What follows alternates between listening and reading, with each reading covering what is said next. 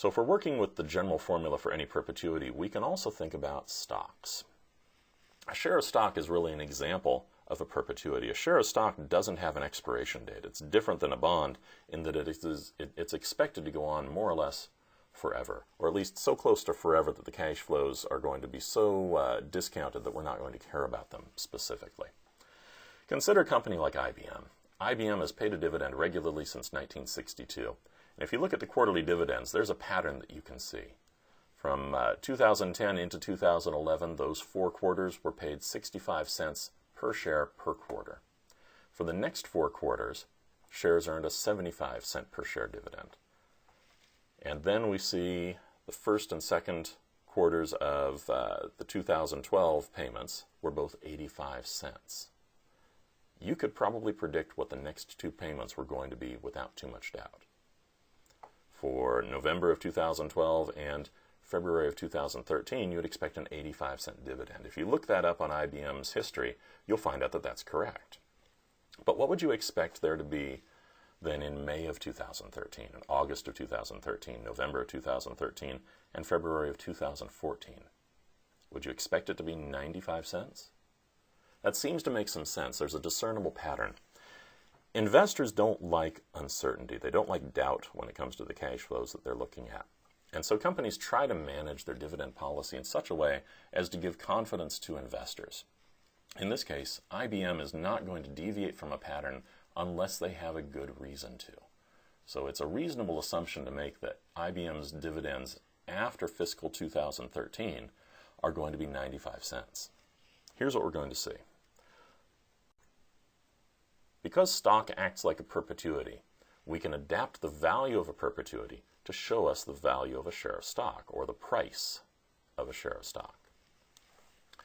What we're going to do is take our growing perpetuity formula and we're going to replace some of the labels. Instead of PV, I'm going to simply call it the price at time 0, or P sub 0. Instead of the next cash flow, I'm going to say the dividend at time 0, or the dividend at time 1, or D1. And my denominator stays the same. It's still going to be the rate minus the growth. So remember, the price is going to be the price at time 0. It's right now. And the expected dividend is the dividend that is going to happen at the end of the next year. It's the cash flow that's going to determine the current price. The trouble with this is, in many cases, you're given a recent dividend, a past dividend, instead of the expected dividend. In other words, instead of getting D1, you're getting D0, the dividend that happened at time 0. If that's the case, what you need to do is determine what the expected dividend is. So D1 is going to be D0 grown by 1 period. If we know what a past dividend is, an immediate past dividend, we can grow that by 1 period's worth of growth to come up with what D1 actually is. So here are another 2 formulas that you should probably put into your note sheet. The price of a share of stock using the dividend growth model is going to be P equals D1 over R minus G in parentheses. And right underneath that, you need to write D1 is equal to D0 times 1 plus G. Here's an example of a problem using the dividend growth model to value stock. You require a 12% return on investment. If XYZ company stock just paid a $1 dividend, and dividends are expected to grow 4% per year forever, how much would you pay for a share of this stock? What we need to do is sort out the information and see what we have. Let's look at the dividend first. The key words here are just paid a $1 dividend. So this is a dividend that happened in the past. Therefore, it's D0. In order to figure out D1, we're going to take that $1 past dividend and we're going to grow it by 1 period. Our growth rate is 4%. So we're going to grow that dividend by 4%. Our expected dividend is going to be $1.04. $1.04 divided by the rate minus the growth is going to be 1.04 divided by 0.12 minus 0.04, which gives us an 8% difference. So 1.04 divided by 0.08 is equal to $13. This means you'd be willing to pay $13 per share for XYZ company stock. Consider a simplified version of IBM. If IBM stock has an expected annual dividend of $3.79 and a growth rate of 14.9 and you required a 16.8% return, what price would you pay for IBM stock? Looking at the dividend, 379 would be what we'd expect for the next year. And looking at the difference between the rate of return and the expected growth rate, we can do a little bit of math and come up with a price of $199.4737. That's not too far off from what IBM's current stock price is. A few other things about common stock that we need to explore. The shares authorized versus the shares issued versus the shares outstanding continues to be something that confuses students when they're not having some time to relax and think about it. In other words, in an exam situation, it's easy to forget which one we're talking about. Shares authorized, as a reminder, is going to be the number of shares which the board of directors has authorized the company to issue, but they haven't necessarily made those shares real yet. The number of shares that have been issued are the number of shares which the company has declared that they are going to put into circulation, and they've gotten all of the approvals from the SEC, and they've caused these shares to come into being, but they haven't necessarily sold them to shareholders. The number of shares outstanding are going to be the number of shares which are in the hands of shareholders. Now, the number of shares issued and outstanding are frequently the same, particularly in textbook problems, but it is very different from the number of shares outstanding. Point number two, there are sometimes different classes of common stock. For example, you might see Class A shares versus Class B shares. Class A and Class B shares are both common stock, but they have some sort of difference to them. The difference is usually a difference in the voting rights attached to the stock. In the case of Google, Class A shares have more voting rights per share than Class B shares.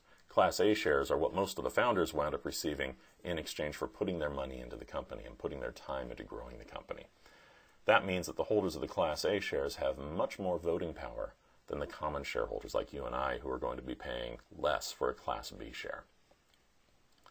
Along with voting rights comes the idea of how many votes can be made and what happens if somebody can't make a shareholders meeting.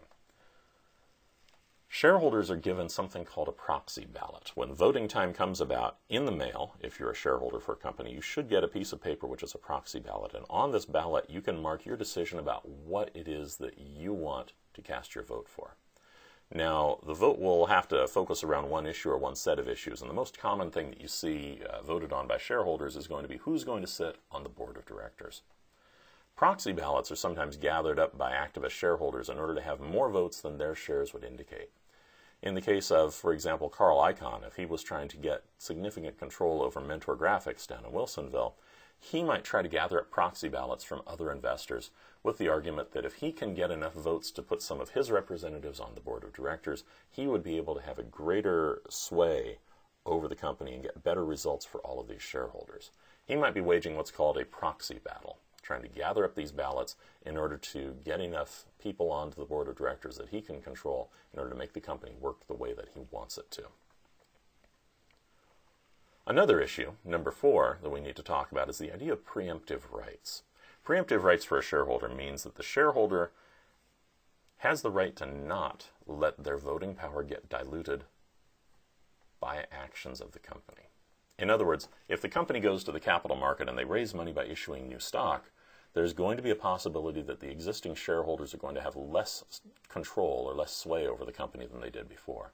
For instance, if you owned 10% of a company's stock and had 10% of the voting rights, if the company decided that they were going to issue a whole bunch more shares, you might suddenly find that you own, instead of 10% of the shares, you own only 5% when you take into account this much larger number of shares that exists. Your voting power will have been diluted. And what that dilution means is that you have even less control over the company. Preemptive rights means that the company has to come to you as a shareholder first and give you the opportunity to buy this stock at the appropriate price in proportion to the voting power that you currently have, or in proportion to the number of shares that you currently own. So if you owned 10% of the shares in the company, you would have a right to buy 10% of this new stock issue so that your rights to vote would not be diluted. This is one of the details that gets discussed in flotation of stock. Flotation means the process by which we issue stock or we issue bonds or some other security. The process of flotation involves investment banks, it involves lawyers, it involves other experts, and it takes a certain amount of time and it has a certain amount of cost. At this point in the chapter, we're not really getting into the costs of flotation, but by the end of the discussion we'll have to talk about it at least a little bit. What these additional costs do is that they create more money that the company has to raise when they're issuing a stock or they're issuing a bond, but it's money that the company never really receives. So this is going to complicate some of our computations. For right now, I'm going to identify that flotation costs exist, that they are significant.